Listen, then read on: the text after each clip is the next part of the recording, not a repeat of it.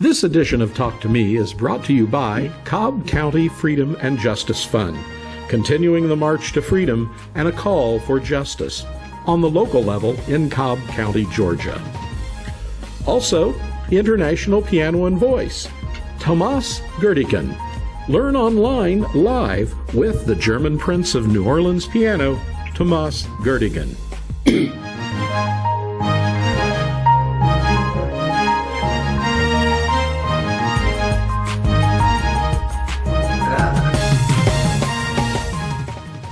It's time once again for another edition of Talk to Me. And now, here's Emmy himself, 8-time Emmy Award-winning journalist, Maynard Eaton.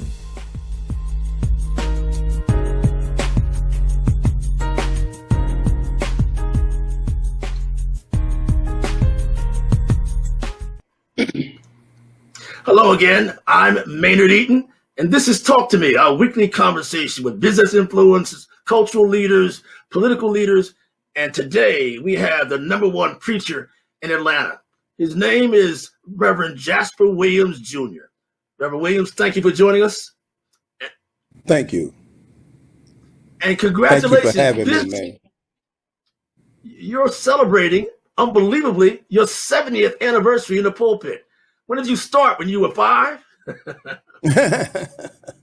No, I started when I was 7 years of age, and I'm 77 now, which is to say that God has privileged me to stand behind that sacred desk for 70 years now, and I'm honored. I preached all of the second half of the 20th century, and I have preached the first fifth of the 21st century, and I'm honored that the Lord has sustained me. Before you get into what you want to ask me about, would you privy me to say something in the forefront? Sure, sir. Would you allow me to?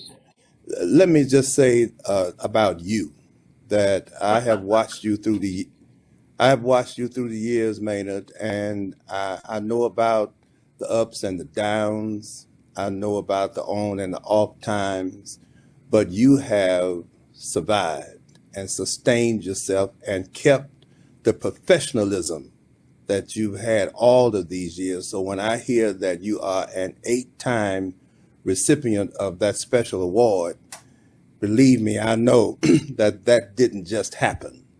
That's because of what you have brought to journalism, and I'm happy to be associated with you, and I thank you for this opportunity. Now, please, you go on.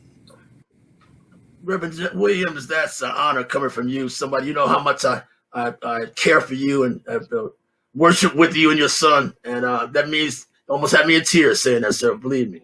But let's talk about you. You're the star of this show. One of your friends, Bishop Darrell Winston, told me today, he said, Maynard, I would describe Jasper Williams as a pioneer, a prophetic voice who helped shape the spiritual revolution that laid the foundation for Atlanta becoming a spiritual mecca. Long before there were Eddie Long or Creflo Dollars or Dale Bronner and others, there was Reverend Jasper Williams, Jr. Reverend Williams, again, you're said to be the quintessential pulpit preacher. What does that feel like? Well, I'm humbled that somebody thought enough of me to say that. That was never my intention. I just intended to preach the gospel the way that the gospel came to me and the way that the Lord led me, but for people to pick up on honoring me in that sense, I'm truly humbled. Let me add another compliment from a good friend of yours, Reverend Gerald Durley, Dr. Gerald Durley, who said, I would describe Jasper as one who was not merely on the battlefield, but one who was in the battle for justice. He is one who has been in the battle for every soul of them, for the very soul of a people and a nation. Jasper is one who has faced the fiery crisis from all sides and remained honest and pure with himself and loyal to God. You talked about my ups and downs, Pastor. That's your friend. You had a few too. Yes, I have. I've had a lot of battles, but the Lord has brought me through. And mainly when you look back over it all, it's all about purpose, fulfilling one's purpose. And I thank God that I have come to this juncture of my life. Thank you for that. What has been your purpose? Can I call you Jasper like everybody else does? What has been your purpose Please, in terms of in terms of leading please. a flock, leading the church, being an activist? What has your purpose been? It's not just preaching. It seems like it's beyond that. Well, the Lord allowed me to take a group of people who were not wanting to really be anything special per se, and I came along at the right time with a vision, gave them a vision, and through trial and error, they came to come alongside me, and we began working together to come to where we are. I still do not feel that I have achieved all that I want to achieve, because when I look at the African American plight today, I certainly do feel that we, the church, have not done what we can do and ought do to change the culture of our race so that we can reap the benefit of the economical society that we live in, that everyone else seems to reap except us. And so I'm wanting, hopefully, to see the church become a lot more active in changing the direction of Black America. That's what I would like to see more than anything else in my life, Maynard. Pastor, is that why you formed the African American Churches Transforming Society, ACTS, as you call it? You started that a few years back. Has that been your Yes, activism arm? Tell us about you're that. exactly right. I started it in 014 upon the death of Michael Brown. I was on my way to the restroom and I heard the television on and looked and saw how wild our people were responding to what had happened to Michael Brown. Not that they were wrong, just that I just saw how far behind our race is. And I'm just wanting to see us economically achieve. I even envision the church perhaps being a mechanism in our community that can go and buy these businesses and then give them to our young millennials to help them find themselves and to better themselves and to have a piece of the economical pie of which we all are a part. I just want to see change come to our people in terms of the downtrodden way that we as a race seem to be going. A few years back, 2 years back, if I'm not mistaken, you eulogized the great Aretha Franklin. And during that eulogy, you challenged Black America. Let's hear some of that.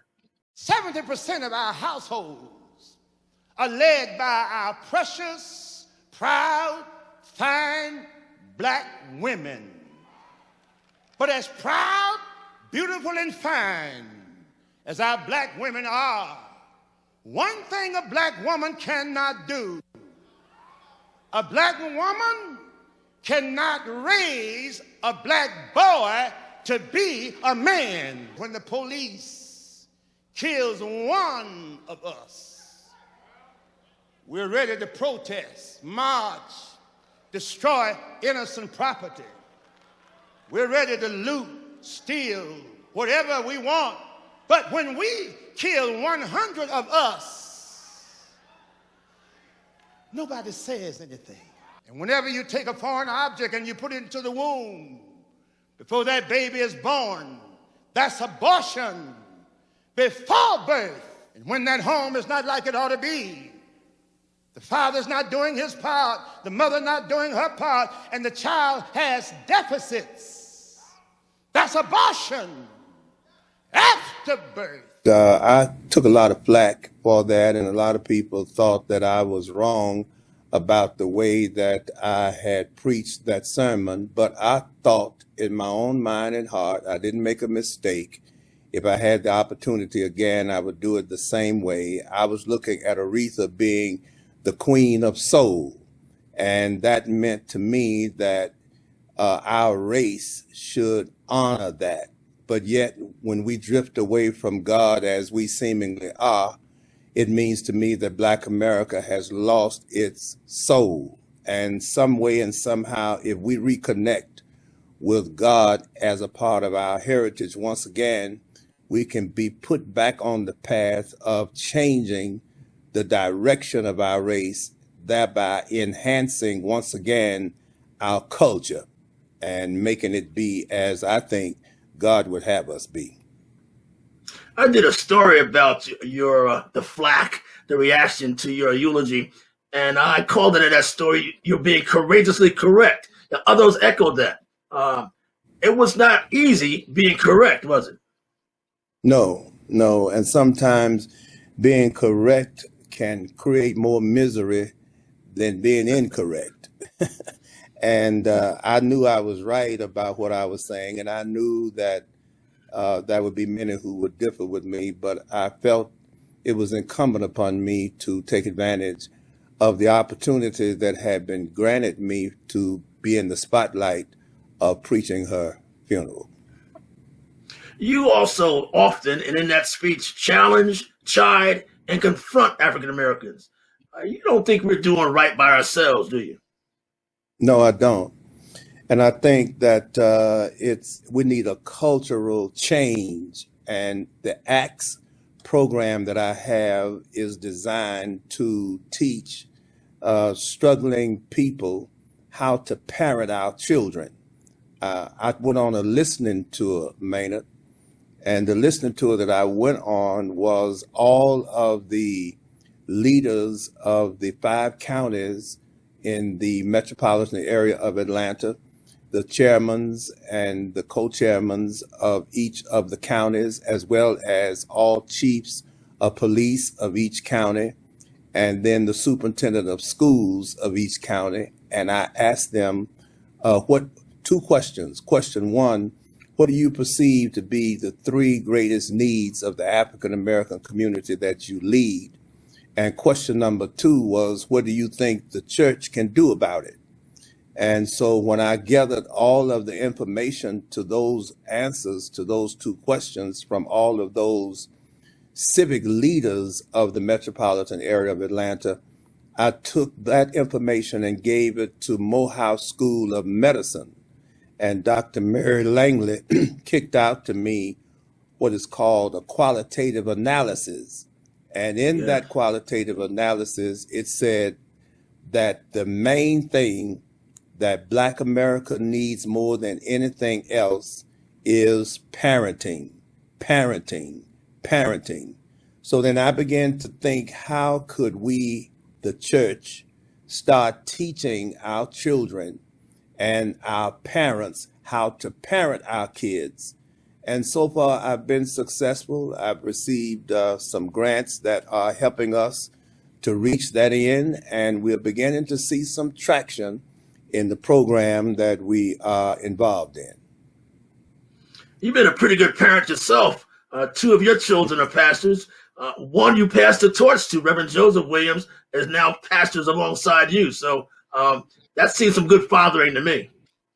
Thank you so much. I appreciate that. And, you know, in the light of divorce and all that I had to come through, I have to take my hat off to my children's mother for the way that she mothered them, and we were partners in raising our children. And just because you break up with your man, your woman, doesn't mean that you allow your children to reap whatever the bad repercussions are.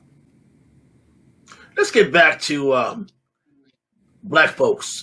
This summer saw a racial reckoning in cities all across the country, emerging a new movement called Black Lives Matter. For where you sit as a pastor emeritus and an activist yourself, what did this summer wrought? What did it meant? Has it changed much for us? Well, I think we're on the road to change.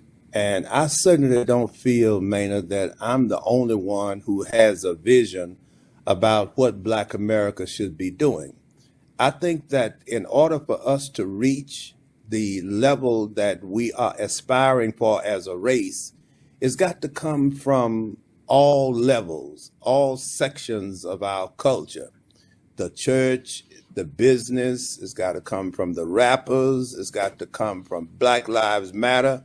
We all have got to move in that direction. And then with all of us becoming in and excited about it, somehow it'll reach down on the inside of us as a people and change can come.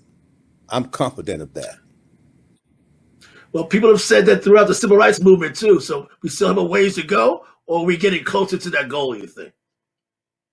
Well, I think that it's a different kind of fight that we are in the midst of. We talk about drugs and all of these kinds of things in the home and the family not being where it needs to be. But just as we overcame the social aspect of it under the Dr. Martin Luther King movement, we can overcome the cultural aspect of it and see ourselves being aggrandized like never before, because somewhere along the way, I just got to believe that we're going to have to reach out and take each other and move upward as we really need to be and do.